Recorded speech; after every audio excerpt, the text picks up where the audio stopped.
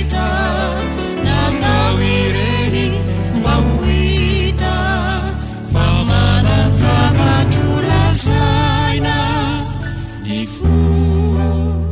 fanahy sy ny saina anefa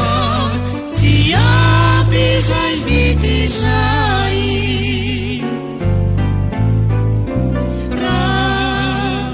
tsy misy kosa iriray iara ny feonao sy ny feoko kitino hira mahafapo izay omeko zay tsy saiko tenenina kanefa tsy azoko afenina tetiko mba hialana nenina atao ankiry veriverina ty kokoratiko faniriko niarikalo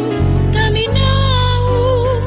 kanjo tanterakizy zao peroirako efa vita natao ireny mba ho hita